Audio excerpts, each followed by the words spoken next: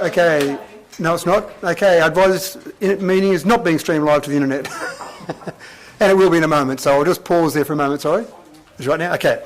I advise this meeting is being streamed live to the internet. All those present should refrain from making any defamatory statements, and upon joining these online meetings, you accept the condition that your image may be recorded and streamed to the internet, as well as being retained in the archive of the recorded council meetings and standing committee meetings. Councillors could be upstanding for the prayer, please. Councillor Etheridge, could I ask you to read the prayer, please? O God, grant that by the knowledge of thy will, all we may resolve shall work together for good. We pray through Jesus Christ our Lord. Amen. And Councillor Burns, could I ask you to do the welcome to country, please? Just do my one. Yeah, so without further ado, through the mother, Makatana Jang Marangarangaramang Tabagawarari, Wilaywarari, Mangawarari. Welcome to everybody. Thank you, Councillor Burns. Resume your seats. First item on the agenda is CCL 22/1, leave of absence. All councillors are present tonight, which is very exciting. So I'll move on to the next item. CCL 22/2, conflicts of interest. Councillor Black. Thank you, Mr Mayor. I'd like to declare a conflict of interest for item number CCL 22/18, as I own a house in Macleay Street, just near the subject property. When the vote comes along, I'll be out of the room and out of sight. Thank you, Councillor Black. Councillor Wright. Thank you, Mr Mayor. Just I'd like to declare a conflict of interest for agenda item CCL 22/7, the Regan Park Master Plan. I reside in Regan Park. I, however, don't overlook the specific location mentioned in the motion. Subsequently, I'll be staying in the room. Thank you, Councillor Wright. No further conflicts of interest. Now, CCL 22/3, public forum. The first speaker, we've got 5 speakers registered for public forum. The first speaker is James Panaritos. Now, James is coming in via video link, so hopefully James is there and we'll be able to listen to James. So, radio? Yes, I'm here. Excellent. Can you hear me? I can. Excellent. So, James, you have 5 minutes. Thank you for joining us from Sydney. You've got 5 minutes to put your point forward, and away you go. Actually, just start off with your name, sorry, James, and the item in particular that you're referring to. Yes, that's right. I'll address that. So, firstly, thank you to all of you, Mr Mayor and councillors. I can't see you, but I'm assuming you're all there. I also want to thank Susan Wade for assisting with the technology to allow me to appear from Sydney. My name, as was mentioned, is James Panaritos. I'm here actually representing my mother, Helen Panaritos. She's a 60-plus year resident of Dubbo who's lived at 43 Macleay Street for all of that time. And she's objecting to development application D21552 for a boarding house next door to her residence at 47 Macleay Street. This is item 18 of today's agenda, with recommendation being put forward by council to approve the application subject to conditional consent. My mother's objection and rationale was lodged with the council on the 18th of September last year, and her objection, together with 8 similar objections sent by other residents of Macleay Street, have been included in today's papers, and I believe they're in Appendix 4, and I'm assuming that these objections have been read. Really, my message is to urge the councillors to defer a decision on this application and attend the site to see for themselves the reasons behind these objectives. The objections rather. But in that regard, I'd like to make 4 points corresponding reference to the council's report. Firstly, page 101, under adjoining uses, the report states that the subject site is bound by residential uses in all directions. This description doesn't adequately describe the low density character of the area. The area is characterised by single allotments containing single-storey dwelling houses with large open space recreation areas to the rear.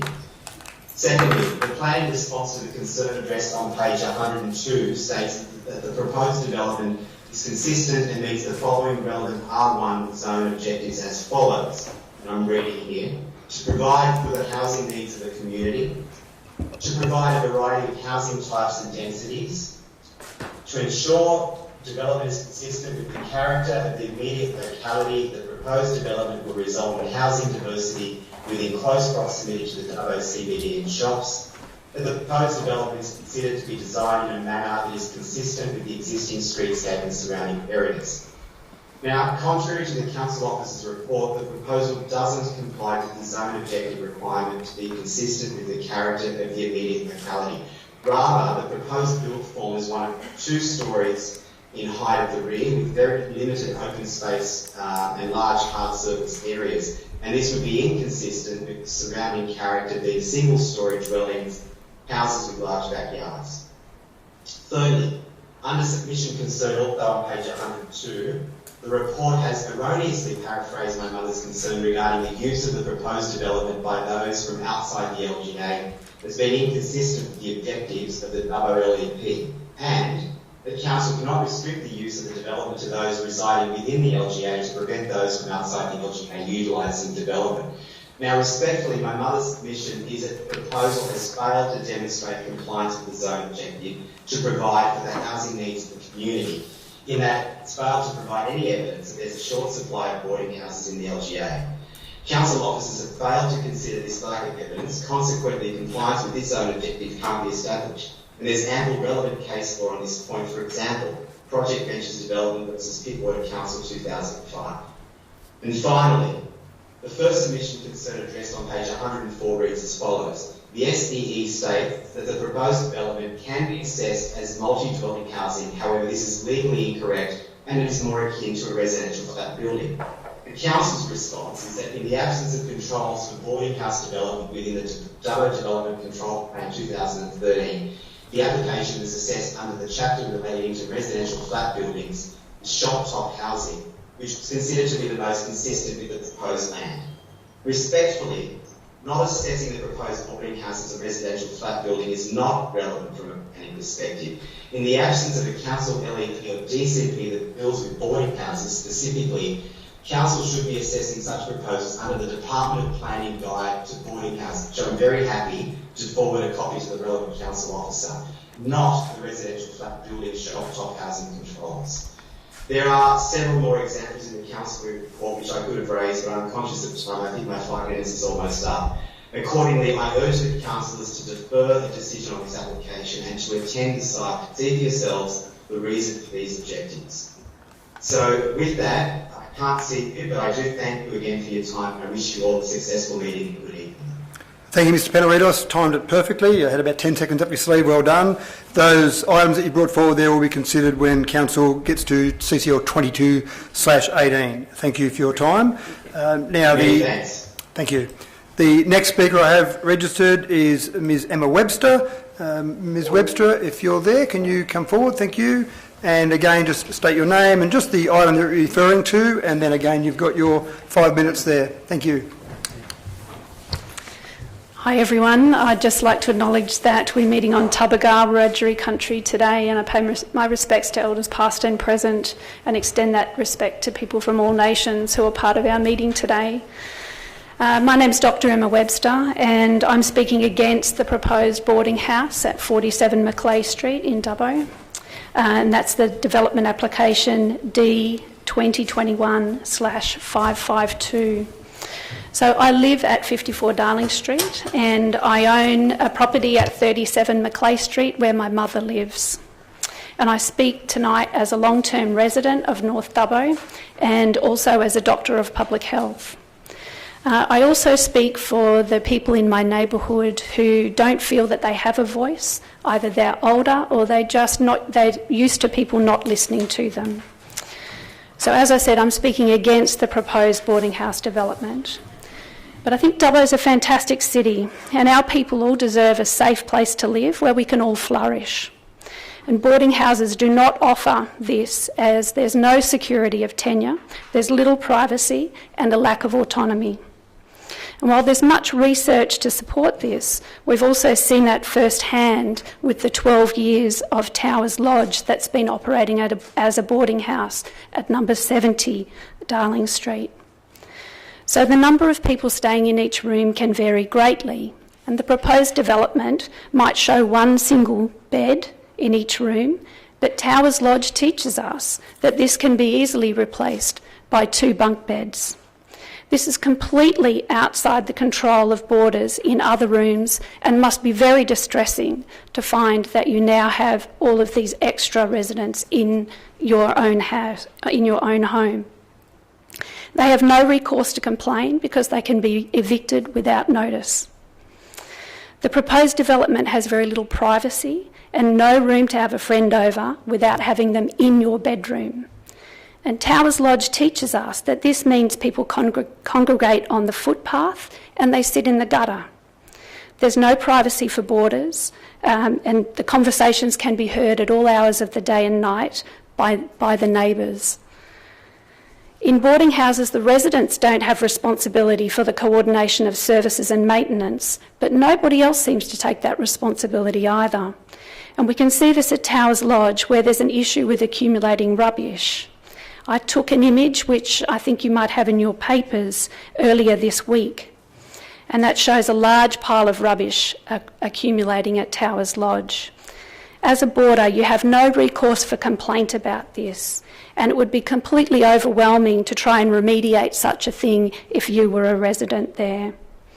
So we absolutely do need to provide safe and affordable housing for all of our residents, but boarding houses do not provide this. And the Dubbo that I know and love can do better than this for our people, and we can do better than the proposal that's currently under consideration tonight. Thank you so much. Thank you, Ms Webster, for your time. And again, as I said to Mr Panaritos, that I will be considered 2218 as part of the agenda. The next speaker is Mr Peter Duggan, speaking on 22/7. And I think you've got two things that you want to speak on, Mr Duggan, the Master Plan and Sustainability Expo, but I'll let you go into those details. So just come forward and state your name and then the items that you want to address there. Thank you, Mr Duggan. Thank you. My name's Peter Duggan and addressing the Regan Park Master Plan item. Can't remember its designation. Mr Mayors and Councillors, my name is Peter Duggan and I'm the convener of Transition Dubbo, a community group I started in September 2019. The aim of the group is to help individuals and the community transition towards a more socially just and ecologically regenerative future. We have held a number of workshops, film nights, talks, farm tours, garden digs, food swaps and more. Rather than fighting the world that we don't want, transition is about creating the world that we do want and being the change we want to see. Feel free to look us up on the internet. I'm wanting to address the notice of motion concerning the Regan Park Master Plan. I and many other community members have been following the issue of the Master Plan with concerned interest. We support take that off. We support the reinstatement of the 2015 Master Plan as originally proposed, and we object to the rescission motion adopted by Council last year, which makes Regan Park available for development for a number of sporting fields. Having come here from the Central Coast in 2015, I have noticed the scarcity of natural areas in the immediate vicinity of the city. Another element I have noticed was the overabundance of sporting fields in Dubbo. Although supportive of team sports, I feel that the already numerous fields are more than adequate for the community's needs, or if more fields are actually required, these can easily be provided at the new sports hub or in the vicinity of the schools along Sheridan Road in East Dubbo. We need more habitat for our animals and bird life, as well as for the health of the river. The 2015 Master Plan is a fantastic design with open woodlands, grassland, forests, play areas and more. This plan will provide for the local community, tourists and wildlife. A win-win. Please give adequate consideration for environmental places during your time on Council. And another item I want to highlight is the Dubbo Sustainability Expo and Science Festival. From here on, I'll call it the Expo. For the past 2 years, Council has sought to append the Expo onto the Dream Festival, much, I feel, to its detriment. The only role it was to play was to provide free space for the environmental storeholders at the Dream Festival. This is barely celebrating or promoting sustainability in the region. The reasoning for such is due to budget cuts and the recognition of dwindling attendance numbers at the Expo. Being a storeholder on past occasions, yes, I have noticed the fall in numbers, but I can perfectly understand why.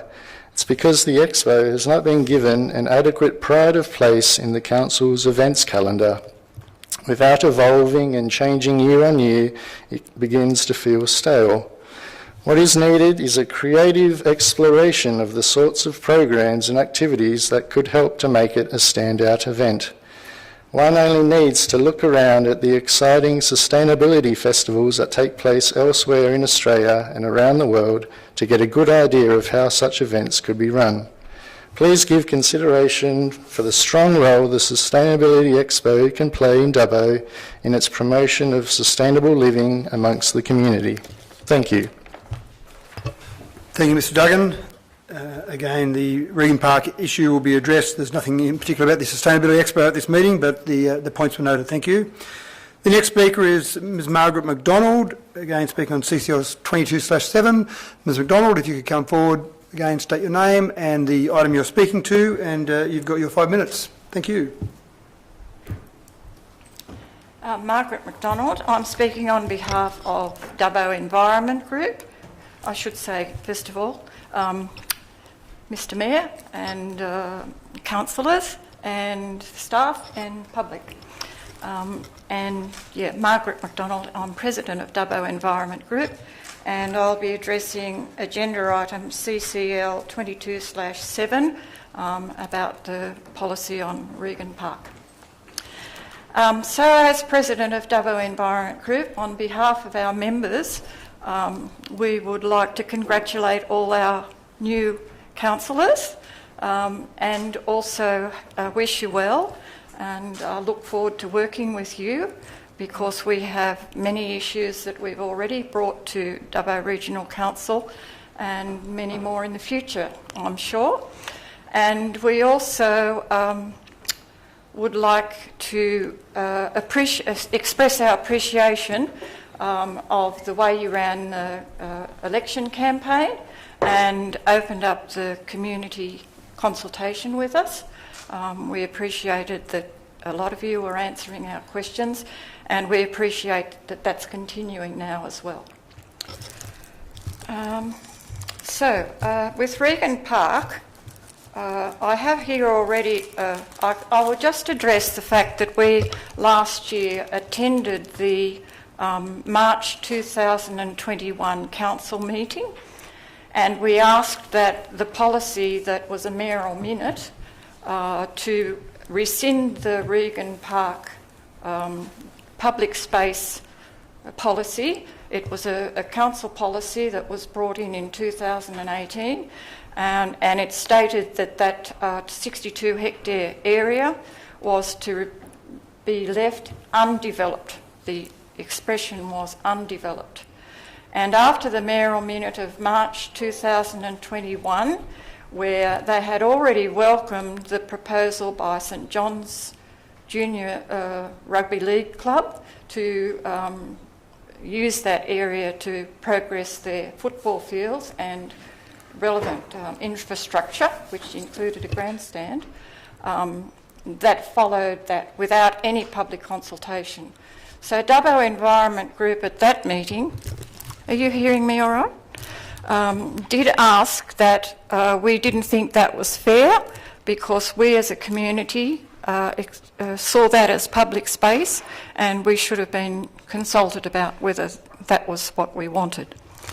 So following that March meeting, we then had street stalls and we collected petitions only on 2 Saturdays, and we have 100 petition signatures already, which say that they don't want that green space to be have any infrastructure. They want it to be left as public green space, and they want that policy to be replaced, the 2018 policy, so that we have security about what is going to happen to that area.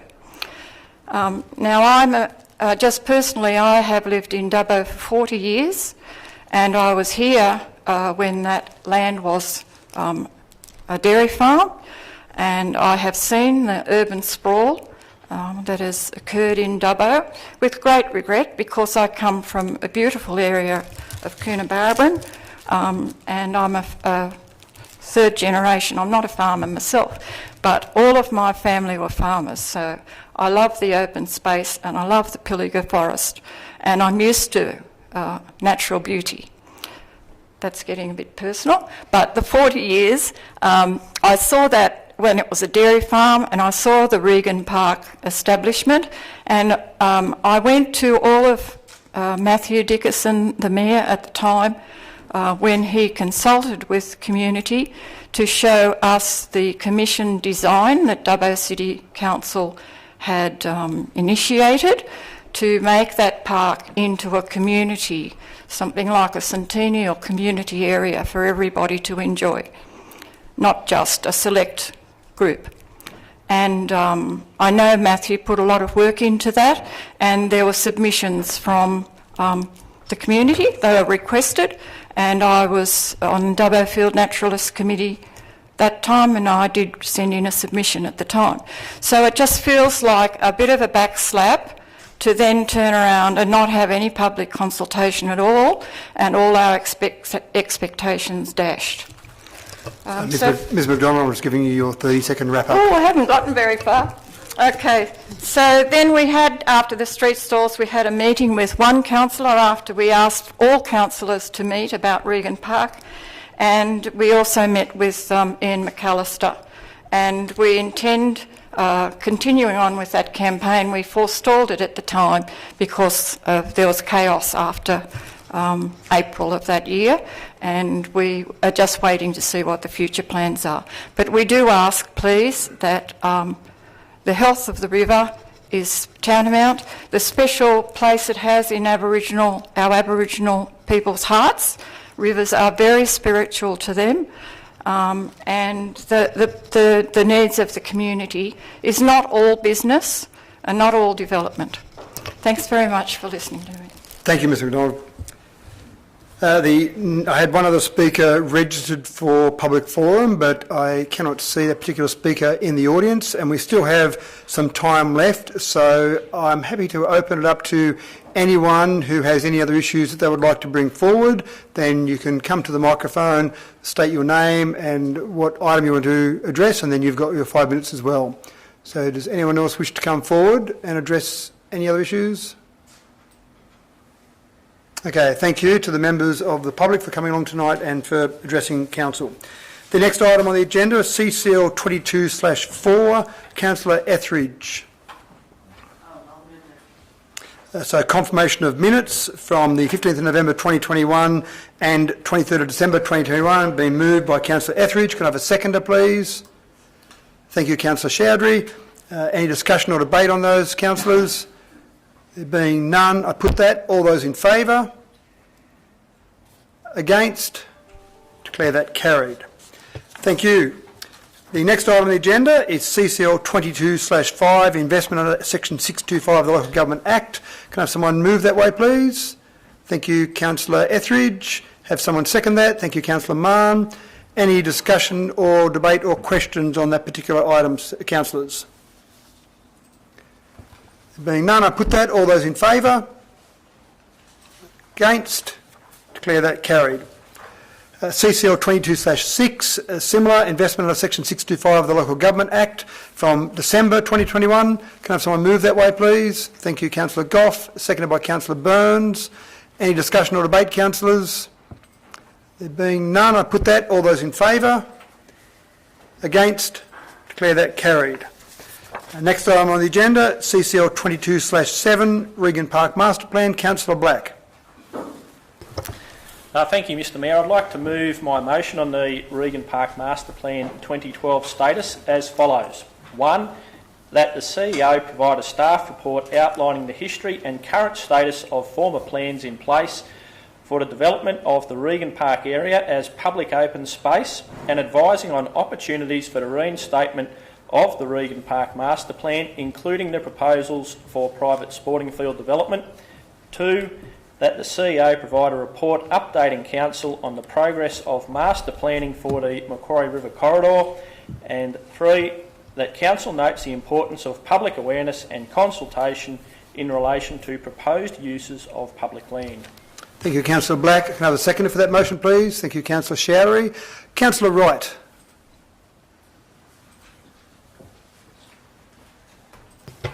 Thanks, Mr Mayor. Just noting a conflict of interest here and declaring that I'm a resident of Regan Park. I don't overlook the development itself, the portion of land being referred to, and subsequently I see it as a non-pecuniary, less significant interest. Thank you. Thank you, Councillor Wright. Councillor Black, would you like to speak to your motion, please? Yes, thank you, Mr Mayor. I took the liberty of preparing a few points, so I didn't leave anything out. We saw years ago that, we see all the time, that high quality public open space and recreational parkland is vital to all communities, and people mention that in the public forum, and makes places a better place to live for everyone. The amenity of the Track O'Reilly cycleway and walking track is immense to both locals and tourists who come to Dubbo. Regan Park is already much loved and used by many residents on a daily basis. You can see their Facebook posts, walking their dogs, etc., park run, and all the way around that area. It's been a signature achievement of council and staff in recent years, including but not limited to the current CEO, Mr Murray Wood, and Mr Ian McAllister. They're really to be commended for their previous work on the issue. The Macquarie River is a corridor through Dubbo. It's the prime public parkland in Western New South Wales, the envy of many towns, especially those without a river. We see the desirability of any riverside location in real estate prices. It's where everyone wants to be. It's the most coveted location. Dubbo previously had a master plan for the development of Regan Park, that whole area, as public open space, with extensive consultation. Went into producing that plan. Unfortunately, that was rescinded without any public consultation by the previous council. As part of this unfortunate rescission, at least it was resolved to leave Regan Park for environmental purposes and for public open space. But then we had a plan hatched last year to give away a prime piece of that parkland to a private development. As I understand, the last council gave in principle support to giving away 10 hectares, 25 acres, maybe more. Staff strongly opposed this plan, but it was almost done. This happened behind closed doors, got no media coverage. Hopefully the media might be able to cover it this time. All proposals for use of public land should be dealt with fairly and with proper processes.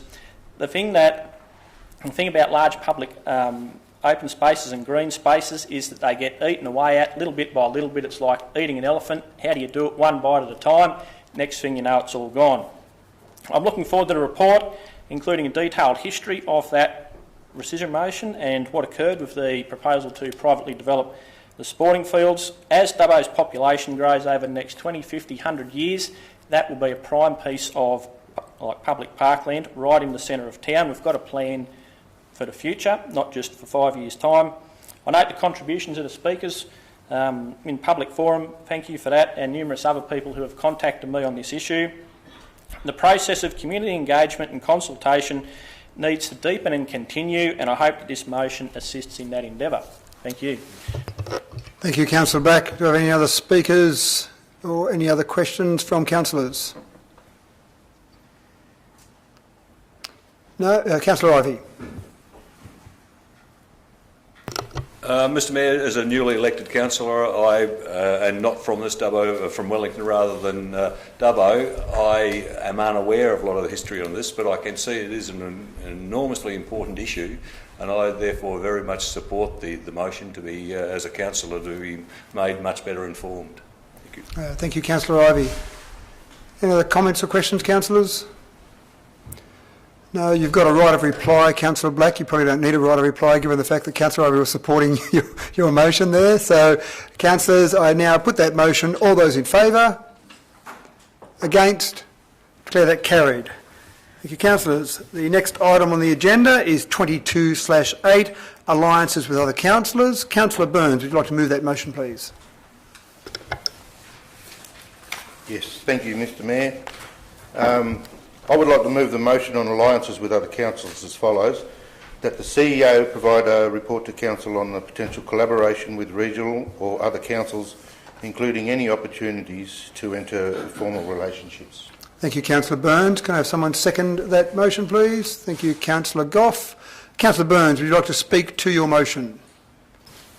Yeah, well, I'll just say I thought it would be, in the conversations that I've had in meetings before, I've heard that we did have an alliance with other councils before and it was a very good thing, and somehow that's fallen apart, and it'd be great to see that again. That's all. Oh, yeah. Thank you, Councillor Burns. Any other speakers or questions from councillors in relation to this motion? No, there being none, I put that. All those in favour? Against? Declare that carried. Thank you, Councillor Burns. The next item on the agenda, CCL 22/9, development of a multicultural park at Elizabeth Park. Councillor Chowdhury, would you like to move your motion, please? Thank you, Mr. Mayor. I would like to move my motion on the development of a multicultural park at the Elizabeth Park as follows: that the CEO provide a report to Council identifying the feasibility of incorporating a multicultural park element into the Dubbo Elizabeth Park or an alternative site to recognize and celebrate the multicultural diversity of the Dubbo region. That is the part of the report, the Elizabeth Park Master Plan 2011, be considered for review and updating to reflect the work completed and what is proposed. That the mother language monument promotes the preservation and protection of all the languages. Thank you. Thank you, Councillor Chowdhury. Have someone second that motion, please. Thank you, Councillor Etheridge. Councillor Chowdhury, would you like to speak to your motion, please? Thank you, Mr. Mayor. I'd like to bring this motion to establish a multicultural park at Elizabeth Park because Dubbo region is one of the popular destinations for migrants to settle here, and the local communities are very welcoming to new migrants. Over the last 10 years, we have had a 43% increase of migration, which is 19% higher than the average migration rate for all regional NSW over the same period. This park will become a symbol of integration and respect to our multicultural citizens. We believe this park will be a great tourist attraction and bring a lot of tourists in town, which will benefit definitely our town's economy. I have spoken with few multicultural groups, and the consensus is to be able to hold cultural events within the park. This will create a cultural exchange hub for all communities. This is also attract people of different ages, genders, races for experience of cultural diversity. Also, a mother language monument will show respect to all languages. I comment this motion to you all and seek all of your support, please. Thank you. Thank you, Councillor Chowdhury. Do I have any other speakers or questions in relation to that? Councillor Black. Yes, thank you, Mr. Mayor. I do agree with Councillor Chowdhury's motion and will be supporting it. I look back at my time in Dubbo and I've got some wonderful friends who came to Dubbo from overseas, people who have been here for a very long time, like the Keshwans from Fiji, Vika Villa from Manila, Bernard Laforgue from Algeria and France, who have really made Dubbo their home, and anything we can do to recognise that and produce another park for Dubbo, I support that. Thank you. Thank you, Councillor Black. Any other comments or questions, councillors? Once again, Councillor Chowdhury, you do have a right of reply, but given the fact that Councillor Black was agreeing with you, there's probably not too much you need to reply to there. So I now put that motion. All those in favour? Against? Declare that carried. Thank you, Councillor Chowdhury. The next item on the agenda, beautification of neighbourhood shopping precincts. Councillor Etheridge. Thank you, Mr. Mayor. I would like to move my motion on beautification of the neighbourhood shopping precincts as follows: that the Chief Executive Officer be requested to provide a report to the February 2022 Ordinary Council meeting regarding the progress of the beautification of Boundary Road Neighbourhood Shopping Centre, that the Chief Executive Officer provide a report to the relevant 2022-23 budget development workshop detailing plans and associated costs to beautify the neighbourhood shopping strip clusters, including Tamworth Street, Victoria Street and Miles Street. Thank you, Councillor Etheridge. Can I have someone second that, please? Thank you, Councillor Chowdhury. Councillor Etheridge, would you like to speak to your motion? Yes, thank you, Mr. Mayor. This has been a long time coming, these developments, and I think people are thinking that they're being forgotten. to have this report, and they're asking me questions, and I'm trying to alleviate their fear of being forgotten again. So this report will help me answer their questions and give them confidence that Council gave an undertaking and Council will come through. Thank you. Thank you, Councillor Etheridge. Do we have any other questions or comments, councillors? Councillor Wright. Thanks, Mr Mayor. Look, I'd just support Councillor Etheridge's comments with respect to that. A lot of those small neighbourhood shopping precincts are the lifeblood of those small communities, and as Dubbo continues to sprawl, we sprawl into suburbs, and certainly they become really important to the local residents. We'd love to see some consultation with building owners in those locations as well, because certainly our council can do the work that we can do, but certainly consultation with the business owners of those premises along those strips would be encouraged as well. Thank you, Councillor Wright. Any other further questions or comments, councillors? No. Once again, Councillor Etheridge, I don't think you need the right of reply, given the fact that the only comment was in agreement with you. No, thank you. I think I've said enough. Thank you.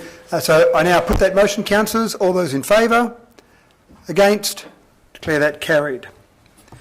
Next item is increased policing for Wellington. Councillor Goff. Thank you, Mr Mayor. I'd like to move my motion on increased policing as for Wellington as follows. That the CEO provide a report to Council on the potential opportunities to lobby the New South Wales State Government to increase the policing presence at Wellington and provide improved outcomes for the Wellington community, which may include a 24-hour police presence. That the report addresses the current policing arrangements for Wellington and identify the concerns raised by the Wellington community of the existing arrangements and support by relevant policing evidence, including response time and criminal activity. The Council lobby the State Government and for a greater allocation of policing resources to the Wellington community to address community concerns. Thank you, Councillor Goff. Can I have someone second that motion, please? Thank you, Councillor Black. Councillor Goff, would you like to speak to your motion? Thank you, Mr Mayor.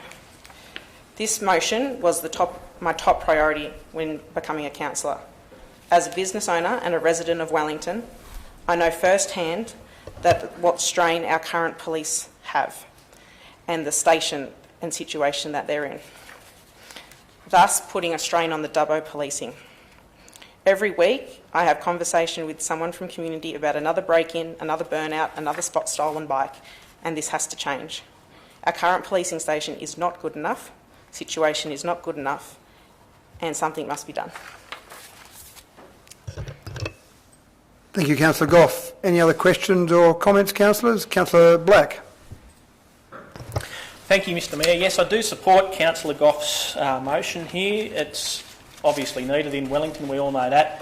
It's not only very dangerous for the police having to speed from Dubbo to Wellington, often in the middle of the night, dodging roos, dodging other cars. There's a whole heap of OH&S, or WHS as it is now, factors there. We saw how successful a lobbying campaign was with the last council for the state government providing a drug court and a residential rehab centre. I see no reason why that wouldn't work again if we all put our shoulders to the wheel. There's an election coming up in probably 12 months, and I think we can undertake a successful lobbying campaign there. Also, we shouldn't forget harm minimisation projects that could take place that would hopefully lessen the need for policing into the future. Thank you. Thank you, Councillor Black. Any further questions? Councillor Ivey. Mr Mayor, I also support the motion. I particularly like the part of the motion where it says that the report will focus on the actual police resources of the area, which mightn't just be 24-hour policing. It may be other things which can mean that Wellington gets more police resources, and those resources are actually more effective than they are at present. So, and if out of that we also get 24-hour police station, that would be terrific. But I do support the motion because of the need to investigate the ways in which the effective police resources in Wellington can be improved. Thank you. Thank you, Councillor Ivey. Any other comments, councillors? No. Councillor Goff, you've got a right of reply, but again, the speakers were in favour of it, so I think you're probably not really needing that. Councillors, I now put that motion. All those in favour? Against? Declare that carried. Next item on the agenda, CCL 22/12, review of committee structure. Councillor Ivey. Thank you, Mr Mayor. I'd like to move my motion on review on a review of the committee structures that we for the review of the committee structures as operated in the Dubbo Regional Council area. The motions that I'm about to read differ slightly from the recommendation printed in the business paper. There's a slight change in wording. The motion reads that the CEO arrange a workshop with councillors to review the potential establishment of community-based consultative committees for the remaining term of council. Such potential committees to include the establishment of a Wellington and district-based consultation committee. That once the workshop is held, a report be presented to the next available council meeting proposing the adoption of agreed terms of reference for and the subsequent implementation of these committees for this term of council. Thank you, Councillor Ivey. Can I have someone second that motion, please? Thank you, Councillor Wells. Councillor Ivey, I'd like to speak to your motion. Thank you, Mr Mayor. Obviously, the motion concerns the establishment of community-based consultative committees. My motion specifically mentions Wellington District, but it also applies equally to the Dubbo Regional Council more generally. I believe the need for such a committee in Wellington is important for the Wellington area in particular, because it is vital that residents of Wellington and District remain engaged and informed with the happenings of the Dubbo Regional Council. We as the Council also want to eliminate any chance of a disconnect with the residents. I think we've got a very good rapport with the Dubbo Council area, Dubbo Regional Council area, and that such consultative committees will preserve and enhance that rapport. It would really, a formal consultative committee structure would build on the sense of belonging. My motion is in two parts. One, a workshop be established to review the idea. So that's the first part. Is it worthwhile to proceed with? Assuming that it is, then that brings in the second part, that the actual working group prepare the terms of reference, the suggested recommended terms of reference for the setting up, structure and implementation of those committees. So on the basis that the council then passes this motion, the working group would be established and would report to a subsequent council meeting for the establishment and implementation of those consultative committees. I'll put the motion. Thank you, Councillor Ivey. Any other speakers on this particular motion? Councillor Wells, and I've just got Councillor Goff after Councillor Wells. Councillor Wells. Thank you, Mr Mayor. I'd like to support Councillor Ivey's motion. I'm a strong believer in consultative communities, and the way that we engage our community. They need to be involved in our decision making, and I just wanted to say that I strongly support his motion. Thank you, Councillor Wells. Councillor Goff. Thank you, Mr Mayor. I 100% support Councillor Ivey's notice of motion, especially for having a consulting group from Wellington.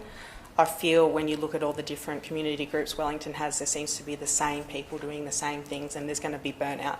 What we need back from Wellington is more community consultation and pride back into what they want to see and feel like they're not forgotten. Thank you. Thank you, Councillor Goff. Any further speakers? Further comments, councillors? No. Again, Councillor Ivey, you've got a right of reply to those comments that are made. Thank you. I now put that. All those in favour of this motion? Against? Declare that carried. Thank you, Councillor Ivey. Next item on the agenda is water smart messaging. Councillor Mahon. Thank you, Mr Mayor. I would like to move a motion on water smart messaging as follows. That the CEO provide arrangements for the water restriction signage at the approaches to Dubbo and Wellington be removed. And secondly, that a communication strategy be developed that addresses the need to effectively promote water smart information to the community. Thank you, Councillor Mann. Can I have someone second that, please? Thank you, Councillor Etheridge. Councillor Mann, would you like to speak to that motion, please?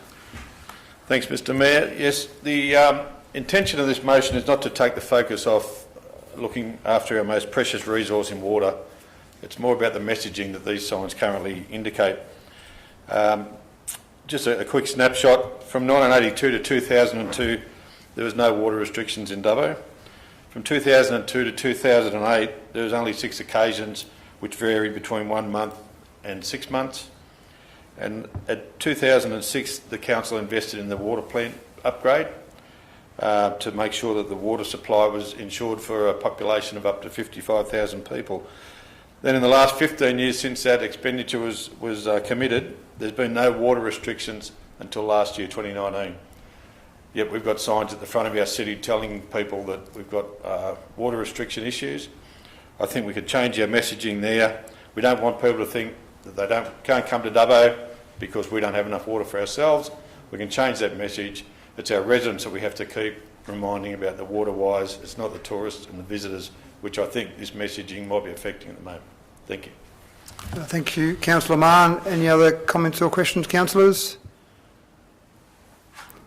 No, there being none, I put that. All those in favour? Against? Declare that carried.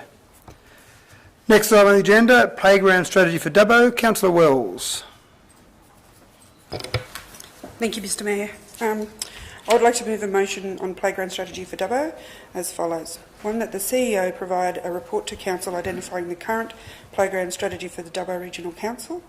2, that as an inclusion in the report that the current number, for example playgrounds and fitness equipment, distribution, age and level, regional, district of local, of these facilities be identified as well as any future playgrounds that are proposed. And 3, that any funding strategies or initiatives that can be implemented to ensure a more equitable and accessible spread of playgrounds across the local government area be addressed in the body of the report. Thank you. Thank you, Councillor Wells. Can I have someone second that? Thank you, Councillor Chowdhury. Councillor Wells, would you like to speak to your motion, please? Yes, thank you, thank you, Mr Mayor. Look, being a family person, as we all are, I think it's really important that our children, as they come and grow and live in our area, that we have a fair and equitable spread of playgrounds across the entire community of the Dubbo Regional Council. I know some areas have got some beautiful new playgrounds and parklands, but there are some other areas that I would look across this community that wouldn't need to occur, such as the western side of Dubbo as well as the Wellington area. So there's many areas we need to look at to ensure that we've got suitable playgrounds for the young people as they come into our community. Thank you, Councillor Wells. Any other comments? Councillor Chowdhury. Thank you, Mr Mayor. I would like thank you, Mr Mayor. I'm supporting this motion of Councillor Wells because I received similar requests from the resident of Keswick, South Lake and Magnolia area. A good playground is very necessary in this very quickly expanding city. As we are all aware that the COVID situation has increased stresses and anxiety within our communities. So community need a place where they can spend quality time with family and friends. Also to support future demand, we need a plan now for more playground facilities. And these facilities should include modern children playground equipment, shaded area, and barbecue facilities. As a frequent user of the playground, I find all of the playgrounds are close to capacity during peak times like weekends and school holidays. This congestion must be addressed appropriately and action taken. Finally, when the council will plan any playground, they must consult with community and include a safety plan. Thank you. Thank you, Councillor Chowdhury. Any further speakers? Councillor Black. Thank you, Mr Mayor. I'll be supporting Councillor Wells' motion. One of the things I'm hoping that the report will show is where the toilets are, toilets in the playgrounds. One thing that's been brought to my attention by numerous people is the lack of toilet facilities in South Lakes. The need for public green space, well-planned public green space and public open space is massive. You see how many people are in parks of an evening around Dubbo. I assume it's the same in Wellington and other places around the local government area. And Also the need for inclusive/accessible play equipment, especially for children with disabilities and in wheelchairs and those sort of things. I know that's a great need around Dubbo. Some of the equipment that we have is fantastic, but it'd be good to see a bit more of that. So if the report might be able to include some of that for you, Mr Mayor, that'd be fantastic. Thank you. Thank you, Councillor Black. Any further speakers on the motion there? Councillor Goff. Thank you, Mr Mayor. I'd like to support Councillor Wells' motion and also looking at the smaller villages like Stuart Town. And Stuart Town's got a great playground, but it does need some upgrading. And Mumble. Thank you. Thank you, Councillor Goff. Any further speakers? Councillor Burns. Thanks, Mr Mayor. Rather than just think about it, I wanted to say what I was thinking, and that I have seen on social media a lot lately, why are there no access for wheelchairs to the toilets? You know, and a lot of people are making these complaints. So I just thought I'd bring that up, and I thought it was an unusual amount of complaints that I saw randomly that I didn't even comment on. But I just thought of that when I was thinking of the report. Thank you. Thank you, Councillor Burns. Any further comments? I have one question. So, Councillor Chattery, you've spoken already. You've got a question there? Yep, I have a question. Can we add in that report? Can we put some extra beans and like a signage at South Lake areas? Because I seen a lot of social media things. They're putting it was been in South Lakes, been signed. Put the rubbish in because people are leaving the rubbish in everywhere. So they requested if we can add some beans and like a signage, put the rubbish in the appropriate place. So, Councillor Chattery, you'd have to. The report at the moment doesn't address any of that. You can move an amendment if you'd like. If you want to change what's in the actual motion there at the moment, again, there's no. The motion itself talks about playground strategy. Yep. It doesn't get as specific as getting down to specific bins on specific playgrounds. That may be part of the playground strategy. Yep. But it doesn't address that individually. Again, you can move an amendment if you like. Good. Yeah. Sorry, it's my apology. No, that's fine. That's fine. But again, at this stage, it may be part of that broader report. But you are more than welcome to move an amendment if you so wish. No, I'm good. Thank you. Right. Thank you, Councillor Chattery. Any other comments or questions, councillors? Councillor Wells, you have a right of reply if you'd like to exercise that. Thank you, Mr Mayor. No, I think I had some really good feedback and very much listening to the need for wheelchair accessible toilet facilities and a suitable amount of rubbish bins for people to discard their rubbish once visiting a park. Thank you. Thank you, Councillor Wells. I now put that. All those in favour? Against? Declare that carried. The next item on the agenda is CCL 22/15, Housing. Councillor Wright. Thank you, Mr Mayor. I'd like to move my motion on housing as follows. Bear with me, there's a little bit here. That Council acknowledges the significance of the continued supply of affordable residential housing to our region and the issues facing the timely supply of housing. 2, that the CEO be requested to provide a report to the April 2022 ordinary meeting of Council advising councillors on A, the actions and activities of the New South Wales State Government Housing Supply Task Force, B, the actions Council is currently undertaking to address the supply of housing in Dubbo, and C, the general state of housing market in the Dubbo local government area, including an overview of activity of particular housing types and particularly shortage of certain housing types. D, the business strategy for the development and release of land at Keswick Estate. E, any council-led initiatives that could address any shortages of particular housing types. And lastly, number 3, that staff coordinate a meeting with councillors and key stakeholders such as REI New South Wales and the Builders Group. Thank you, Councillor Wright. Can I have someone second that motion, please? Thank you, Councillor Chattery. Councillor Wright, would you like to speak to your motion, please? Yes, I would, Mr Mayor. Thank you. Look, housing has been a hot topic for a while now, for the last 12 to 18 months, probably a little bit longer, and we live in a thriving and growing regional community, extending Dubbo and Wellington, of course, and even seeing some pressure now on the Gearys and those smaller villages surrounding. There's a significant amount of investment in the region, both privately and from state and federal government, and that's driving employment opportunities into the region as well. And people are willing to and wanting to move into the regions, but we are finding some challenges at the moment of housing people, and that's not necessarily in houses, that's in units or duplexes or other alternative types of accommodation. We're not alone. Many regional cities are experiencing the same thing. However, I think we have an opportunity now as a council, being the second largest landholder in the city, to find ways of bringing forward the land that we have available and finding ways of getting that to market a little bit faster. We know that there's another key developer in the city at the moment who's going hammer and tong to try and get stock to market at the moment, and they're being gobbled up very, very quickly. So the hunger is there. We talk about affordable housing, and affordable housing itself is dictated by a number of things. It's not just a matter of getting stock to market as quickly as possible to try and ease that. It's a number of things, but I think one of the key issues we're finding is the range of varying housing that's available, and we're seeing strong demand for not just houses but units as well. If we look at the Church Street development, which has had a stronger uptake of interested buyers.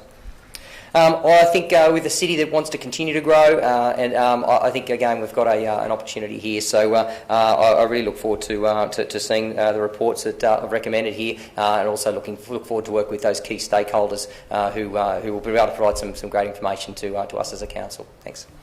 Thank you, Councillor Wright. Any other comments, councillors? Councillor Ivey. I'll go Ivey, then Councillor Black. Just a question, Mr. Chairman. The motion refers to the housing in Dubbo under point B, 2 part B, and it also refers to the Dubbo local government area and 2 part C.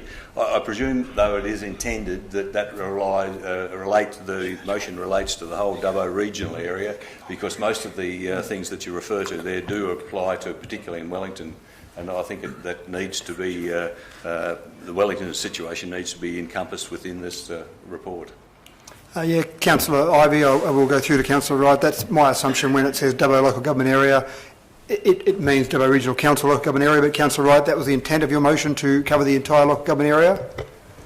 Yes, that's right, Mr. Mayor. Although noting that some of the demands on residential land seem to be more prominent in Dubbo than they are in Wellington and those smaller villages, but certainly it's a regional or a local government area issue, yes. Yep. Thank you, Councillor Ivey and Councillor Wright. Councillor Black. Thank you, Mr. Mayor. I know about the housing supply issues in Dubbo. I think everyone knows about those, of people coming to school to work who are flat out getting a house and those sort of things. So anything that council can do to help in that area, as a property developer in Dubbo, I feel that we need well-planned, high density areas, those being probably greenfield sites where people know what they're going into. Dubbo is just going to continue to grow and grow and grow, so whatever we can do around that space will be fantastic. One of the things to do with affordability, I feel, is that it's a structural problem with the settings around the capital gains tax discount, 50% discount, and negative gearing tax incentives. So we'll leave it there in place. There's only so much we can do, but anything that council can do to provide housing for the growing population and around those settings will be fantastic. Thank you.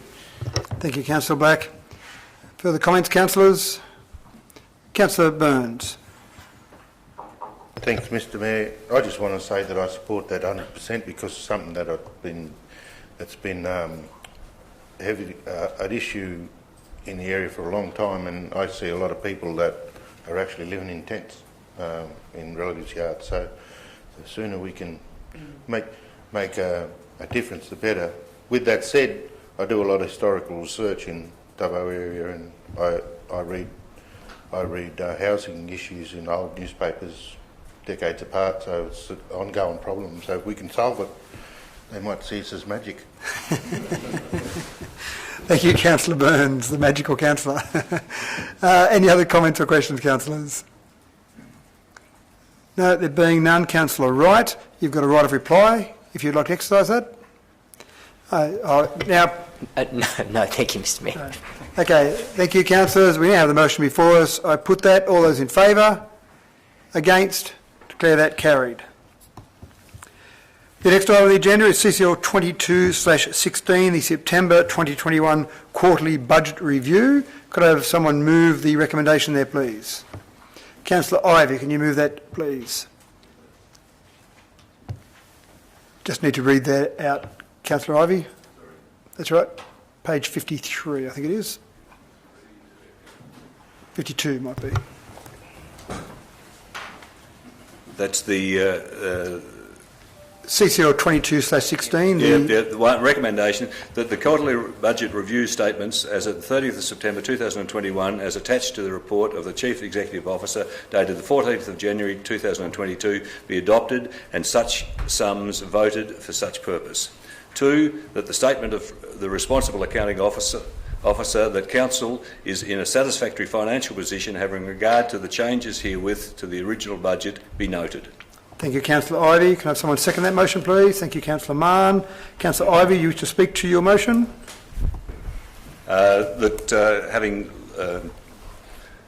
reviewed the documents as presented to the Council, I am satisfied that this Council should vote for the acceptance of those statements. And that, secondly, that the statement of the responsible accounting officer is satisfactory and should be accepted. Thank you, Councillor Ivey. Any other comments or questions, councillors? Councillor Wright? Mr Mayor, I just want to make a comment with respect to the fact that we are looking at some reports of September 2021, which were at the time, I suppose, in the hands of the previous council and went through a caretaker period through to December as well. And as a council, I'm sure we'll be focusing pretty heavily on things moving forward and how we can best place council in a strong position going forward. So, Thank you, Councillor Wright. Any other comments, councillors? No. Councillor Ivey, you wish to exercise your right of reply? No. Okay, I put that motion. All those in favour? Against? Declare that carried. Next item is CCL 22/17, Council Delegates for the Local Government New South Wales Special Conference. Can I have someone move that, please? I think there was another motion put forward there. Councillor Wright. Sorry, thank you, Councillor Wright. Thank you. Thank you, Mr Mayor. Actually, I'd like to move an alternate motion, please, for that. That councillors, number one, that councillors Matthew Dickerson, Lewis Burns, Jessica Goff and Vicky Etheridge act as voting delegates at the upcoming Local Government New South Wales Special Conference in 2022.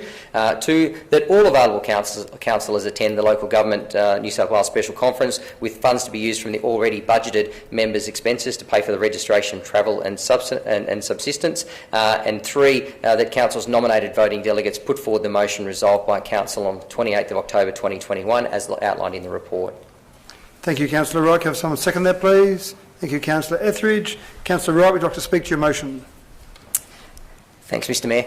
Look, having attended many conferences in the past for varying things finance related, I do tend to find that whilst there tends to be a bit of social activity go on, it's a lot of those conversations that you do have informally with people who have got a lot more experience than you to be able to share ideas and learn from. And I think with a very diverse range of experience here, a couple who have been with us for a very long time, or a couple of with experience with council before, and a lot of us that haven't, I think it's a great opportunity for all available councillors to attend and gain some experience from other people. So, thank you. Thank you, Councillor Wright. Any other comments, councillors? No. There being none, I put that. All those in favour? Against? Declare that carried. The next item on the agenda, councillors, is CCL 22/18, Development Application D21552, Boarding House, Lot 1 DP 596251 at 47 Macleay Street. Can I have someone move that recommendation, please? Anyone? Thank you, Councillor Showery. Have someone second that, please? Thank you, Councillor Etheridge.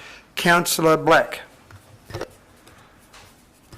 Thank you, Mr Mayor. I'd like to declare a pecuniary significant conflict of interest in the matter as I own a property at 17 Macleay Street, just near the subject property, and as a result I'll leave the room and be out of sight whilst this matter is determined. Thank you. Thank you, Councillor Black.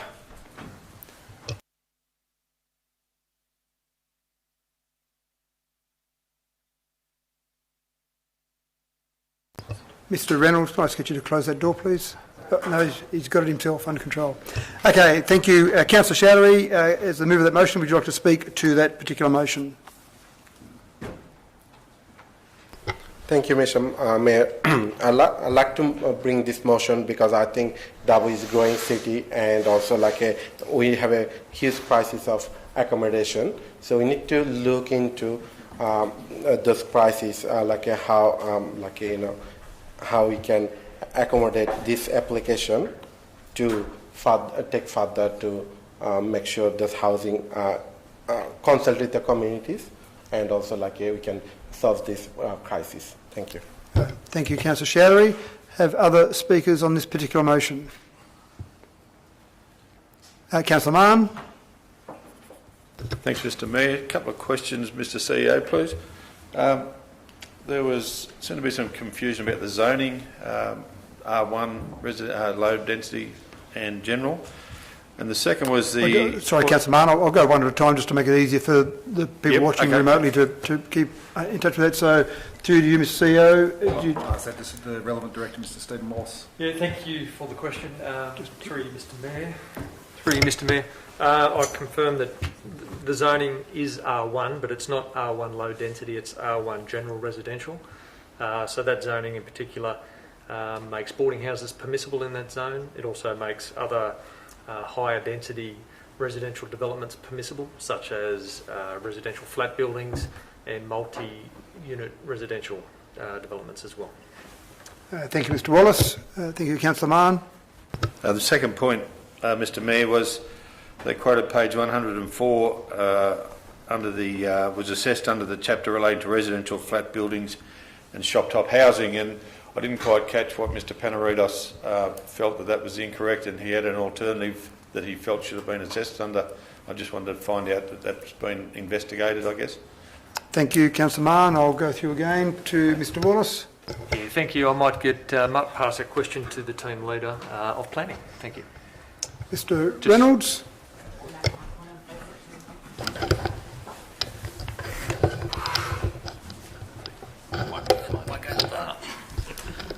Thank you, Mr. Wallace. I just had a quick look. The speaker was referring to what I think he made reference to a Department of Planning guidelines with regards to boarding houses. Now, I just had a quick look myself there then, and there is none that I'm aware of.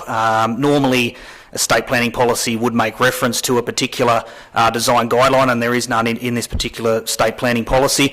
I think he may be confused with there's some guidelines regarding apartments and residential flat buildings, which is specifically for development of 3 stories or more and more than 4 dwellings. So I believe he might be confused there with that, but there isn't any particular Department of Planning design guidelines for boarding houses. The state planning policy that's referenced within the report has a few requirements within that. For example, parking, private open space requirements, those sort of minimum requirements. In the our development control plan, in the absence of anything particular for boarding houses, with more regards to design requirements and those sort of things,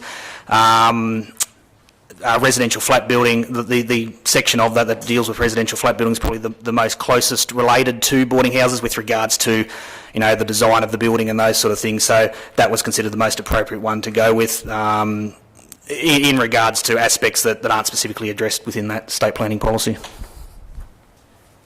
Thank you, Mr. Reynolds. Councillor Mann, any further comments or questions? Councillor Mann? Any further comments or questions? 2 questions, okay, thank you. Any further comments, councillors? Councillor Wright? Thanks, Mr. Mayor. I know one of our speakers also mentioned some potential social issues around the location of those. I understand there's some other similar developments nearby. As a councillor, have we had any experience with regards to any social behaviour around any of those developments previously? Thank you, Councillor Wright. To you, Mr. CEO. To Mr. Wallace. Through you, Mr. Mayor. Look, it's not necessarily aware of any particular social issues associated with that. However, I would add the mechanism for that to be dealt with if it was occurring. There is actually a mechanism whereby they could come back to council, and if the conditions of consent weren't being complied with, so for example, I think the example given was that more than one person was residing in the room. If that was brought to our attention, that's a condition that we can enforce as council. And if it's a social issue, certainly the police can be called upon. So I might just follow up there, Councillor Wright, just to get some clarification from Mr Wallace. So when you talk about a condition of consent, and that's something that council might be able to act on, for example, too many people living in a room, what would be the process in terms of how would council go through that enforcement process? Through you, Mr Mayor, we would normally start by engaging with the person that runs the boarding house, and we would, if that doesn't work, we would then issue notice of intent to serve an order, and we can issue an order as well. And that would be, and also in terms of just liaising with them formally via letters. So we've got a few mechanisms, but we can certainly go down that orders route. Thank you, Mr Wallace. Councillor Wright, any further questions? Just adding, following on from the motion that I moved a little earlier about alternate housing types in the city, look, I certainly feel that this type of accommodation would fill a hole in the city that we don't have. Plenty of stories of people who are looking to move to Dubbo and can't find accommodation and are just after something short term, and this type of accommodation would support that. The people who've just moved here to take up jobs or just here for the short term, visiting family, friends, whatever that might be. So at the moment, there is no similar alternate accommodation, so this certainly does fill a bit of a niche which we don't offer at the moment. Thank you. Thank you, Councillor Wright. Any other questions or comments, councillors? Councillor Wells. Thank you, Mr Mayor. I have some concerns around the motion and in line with the speaker earlier this evening around the number of people in the area and his elderly mother, and I just have some additional concerns and would think to agree with the defer. Sorry, I just missed the last part, Councillor Wells. I would align with his thinking around potentially deferring. So if you wanted to defer from this, so at the moment we've got a motion that's been moved by Councillor Showery. If you wish to defer, you would have to move an amendment. And if Councillor Showery was happy to have that as the motion, then we'd go forward and vote on that, or we could just deal with that amendment. So if you'd like to move an amendment to defer, we can do that and deal with that amendment if you'd like to do that. Thank you, Mr Mayor. I would like to move an amendment. Okay, so we've got an amendment moved by Councillor Wells. Can I have someone second that amendment to defer? Sorry, just let me check one thing with the CEO. So, Councillor Wells, just to defer, we'd need to defer to a specific meeting date, so I assume you would want to defer to the February council meeting? Yes, Mr Mayor, thank you. Yep. Okay, so that's fine. So the amendment is that we defer to the February council meeting. Can I have someone second that amendment, please? Councillor Burns. So now we're dealing with the amendment, not the motion. So, Councillor Wells, would you like to speak to your amendment? Thank you, Mr Mayor. In light of hearing from Speaker earlier this evening, sorry I cannot pronounce his surname, and speakers from the floor, I agree with the ability to go and have a look at the site, understand the area and get some more consultation with I agree that I'm reading through the papers, just wanting to get some more information to make an informed decision. Thank you, Mr Mayor. Thank you. And obviously, Councillor Wells, as part of that, as you mentioned in that, you'd want to have a site visit and just some more information from that perspective. Yes, thank you, Mr Mayor. Okay, thank you. So any other speakers to the amendment to defer this particular motion or decision to the February council meeting? Councillor Wright. Thanks, Mr Mayor. Look, also after listening to Mr Panaritos and Mr Webster expressing their concerns as well from the public gallery, I'd support Pam's decision to put forward a motion of a deferral. Look, as a council, I think for us to be able to meet and make decisions wisely is really important, and to keep the wheels of business turning is really important. I've driven past the site myself, but haven't spent some time to really digest that and even visit some of the other sites that have been referred to as well, to get a bit of a feel as to how that environment might work. So certainly, with that considered, that little bit of extra time to do that as councillors, I think would be quite important. So I support that. Thank you. Thank you, Councillor Wright. Any other speakers for the amendment to defer? No further speakers. So, Councillor Showery, as the mover of the original motion, you have a right of reply to the amendment. So you can speak to the amendment to defer. Yeah, I agree with Ms. Pam, Ms. Councillor Wells. Like I'm also agree. We need to go a bit site visit and check the condition and and we can defer that one. Yeah. So I should have asked you earlier, Councillor Sherry, would you like to just accept that? Actually, no, I won't, because it's too different. It's not just a minor tweaking. I won't do that. Sorry, I think it's different enough that we'll leave it. So your right of reply to this particular amendment is you're speaking in favour of the amendment? Yeah, I'm speaking of favour of amendment. Right, yeah. that's fine. Okay, so now I put that. This is for the amendment that I'm putting. So the amendment is that we will defer the decision on this particular DA until the February meeting of Council. All those in favour of deferment? All those against? Declare that carried. So now the motion, which was before, the development application, etc., be approved. Now that motion is not there. So the substantive motion now is that the amendment is, that the DA is deferred. So now we can continue debate on that motion. If there's any further speakers on that particular motion to defer, I assume there will be none because we've kind of said it in the amendment, but any further speakers on that? And Councillor Sherry, again, have another right of reply, but there's no further points that have been brought forward. So now the substantive motion is that we defer the DA decision until the February meeting of Council, or the exact wording that Pam said, or that Councillor Wells said. So all those in favour of deferment? All those against? Declare that carried.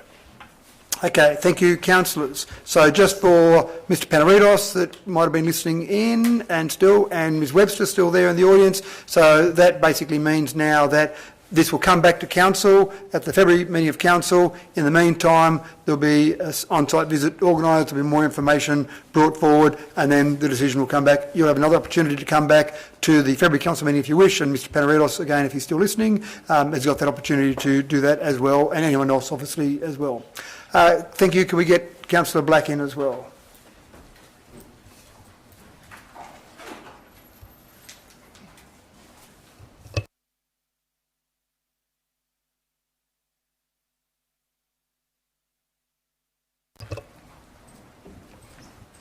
Thank you, Councillor Black.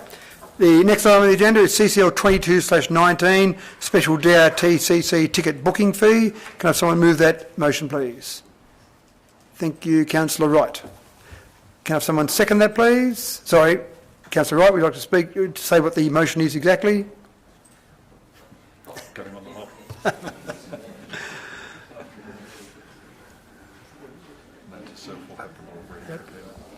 So the motion that you moved, Councillor Wright, was a special DRTCC ticket booking fee of $1 be adopted and included in the fees and charges policy for the City of Dubbo-Stedford session tickets priced at $10 or less. That was the correct one you were moving, was it? That's correct, Mr Mayor. Took the Thank words you, Councillor right out of my Wright. mouth. Thank you. Can I have someone second that motion, please? Thank you, Councillor Black. Would you like to speak to your motion, Councillor Wright? Certainly, thanks, Mr Mayor. Look, the DRTCC obviously provides a fantastic venue for a lot of groups, both professional and those smaller community groups, and certainly the event we're talking about, the Dubbo-Stedford, attracts a significant amount of people into the city who spend a lot of money here while staying here over that 3-week period. They run off a pretty tight budget, like a lot of those smaller groups do, and certainly to consider a lower level ticketing price, a lower level cost to manage that ticketing for that small ticket price is something I'd encourage. So thank you.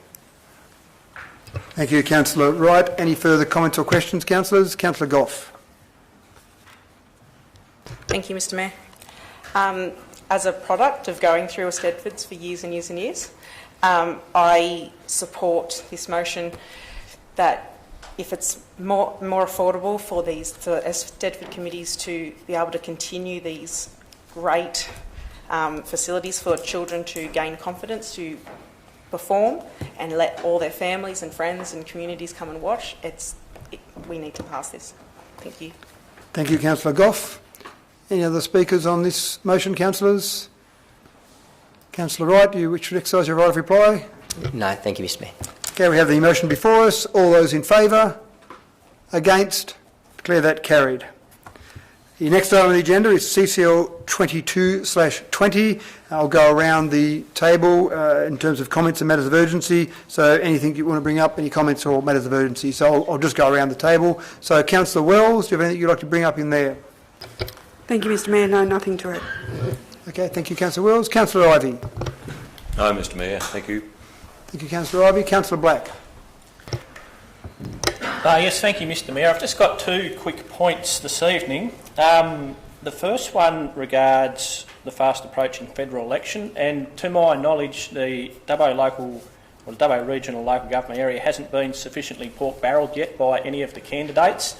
I feel that we need an avalanche of cash for spending on infrastructure in our LGA, so I'm going to give all candidates a few ideas, and then I'll be following up with emails so that they get that we need some money here and deserve some money. We know that projects don't have to be shovel-ready. We've seen the largesse of government over the last 10 years. The commuter car park springs to mind immediately, so they can shovel a bit of that here as far as I'm concerned. The things that I'd like funding for, a conservatorium of music. Andrew G, the federal member in Orange, just gave Orange City Council $10 million to build a new conservatorium. I'd like all the political parties to basically do the same for Dubbo. A 50-metre indoor heated pool, we could get funding for that. We've got money that, or we could get the money and put it to use. A bypass or ring road, everyone else seems to be able to get a bypass except for Dubbo. So they're just three ideas that I'll be sending to all of the candidates. And the second one, matter of urgency, it appears a matter of extreme urgency for someone.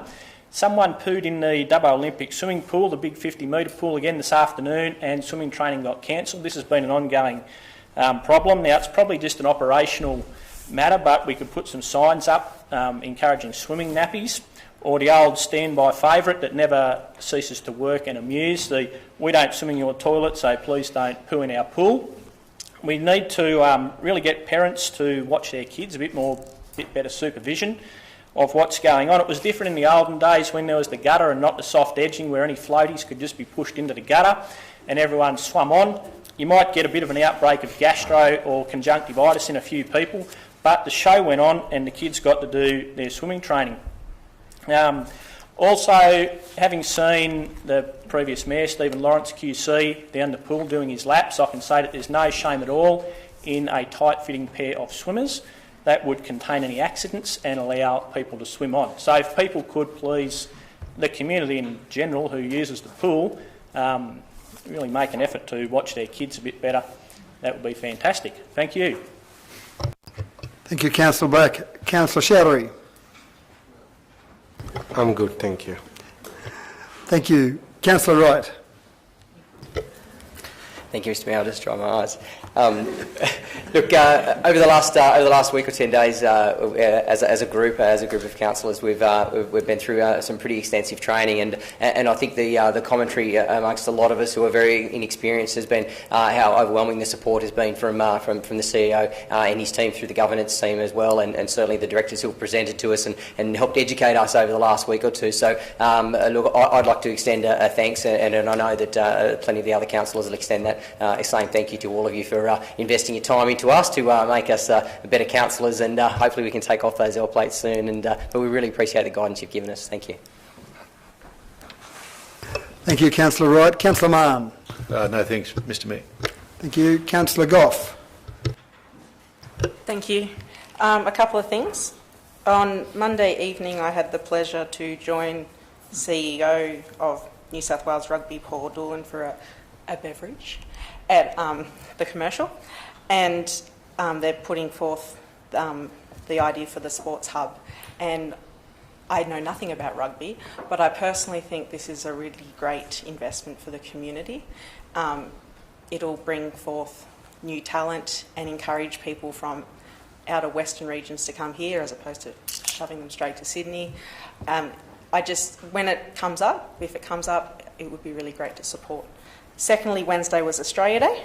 I'd like to congratulate the staff of Dubbo Regional Council for a great Australia Day events that they put on, and looking after the ambassadors. I was lucky enough to go with Corey Tutt to the zoo, and it was really great to have a chat to him. Very interesting. Yeah, so well done for your hard efforts for Australia Day. Thank you, Councillor Goff. Councillor Burns. Thanks, Mr Mayor. I didn't have nothing to say until I listened to everybody else. And, mental note, start on the left-hand side next month. I just want to, from the bottom of my heart, thank the dignitaries that came to Survival Day and celebrated it with us yesterday as well. I'll be at Survival Day and Australia Day from now on. So I just want to thank us to help us take that first step of coming together. Hopefully we can have one event eventually, or closer, so everyone can walk back a bit. So it was really heartfelt that you all turned up there, and the police commissioner or the police boss as well. I wanted to say thank you officially. Thank you, Councillor Burns. Councillor Etheridge. No, I'm right, thanks, Mr Mayor. Thank you. And just from my perspective as well, I just want to reiterate some of Councillor Goff's comments about Australia Day, and thank you to our staff. There's obviously a lot of planning and a lot of things that started in the planning process before we were even elected. Obviously a lot of things were running and already in place, and I think it was a great day in Wellington. Thank you, Councillor Ivey, for running the Wellington event. That was fantastic. I've heard good reports back from people in Wellington, so that was good to have them running simultaneously, and certainly the reports back from Dubbo have been fantastic. And again, the staff do a lot of work behind the scenes. Our two ambassadors were fantastic. Corey and Lindy were very well received by both communities, and thank you, Councillor Goff, for taking care of Corey on Wednesday afternoon out at the zoo. I think he very much appreciated that. So it is great to see that, and it was fantastic over at Survival Day where I got to see Lewis in less clothing than he's got on now, so that was interesting, Councillor Burns, and good to see Councillor Wells there as well. And it was good to see our CEO and Councillor Chowdhury doing some wonderful dancing there as well. So it was, we might get a demonstration of that later on at a further council meeting later on in the year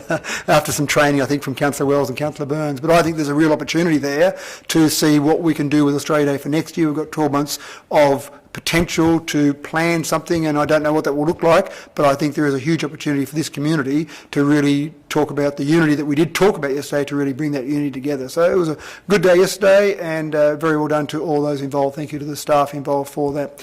So that's this point of the meeting where we've actually got a confidential report, or something that's recommended to be confidential. So I'd ask for a councillor to move that we move into a confidential component. Councillor Mann. Sorry, Councillor Etheridge, did you have something else? Oh, sorry, that's right. No, that's all right. Councillor Mahan. Mr Mayor, I move the council enters closed session to discuss item 22/21 pursuant to section 10A2C of the Act, which states that information that would, if disclosed, confer a commercial advantage on a person with whom the council is conducting or proposes to conduct business can be considered under closed session. The reason being that this report relates to an open tender. Thank you, Councillor Marr. Can I have someone second that, please? Thank you, Councillor Wright. Now, we've had no applications from members of the public to make their representations regarding whether the meeting should be closed to the public. Do any members of the public in the public gallery have any comments to make regarding the proposal to hear item CCL 22/21 in a closed session of council? Anyone? Anyone? Okay, I don't think we're going to get too many objections there. So just for the community listening or watching on live streaming, the live stream will be turned off. Any member of the public who will be asked to leave the chamber, they've already left the chamber. The chamber will be reopened and the live stream restarted after deliberations on this matter, with the resolution from this particular item to be made public. So thank you, the media. And so we're now back in open council, and I would like to ask Ms Rouse to read the resolution of council that occurred during the confidential session. Ms Rouse, thank you. Item CCL 22/21, construction of footpath Boundary Road Stage 2 project. 1. That in accordance with clause 178 subsection 1B of the Local Government Regulation 2021, council declined to accept any tenders received for T21-034 construction of footpath Boundary Road Stage 2 project. 2. That council not invite fresh tenders for the construction of footpath in relation to the Boundary Road Stage 2 project. 3. That the proposed contract be carried out in-house by the infrastructure delivery team. 4. That all documentation in relation to this matter remain confidential to council. Thank you, Ms Rouse. And councillors, that brings us to the end of our first meeting. Thank you. Meeting closed.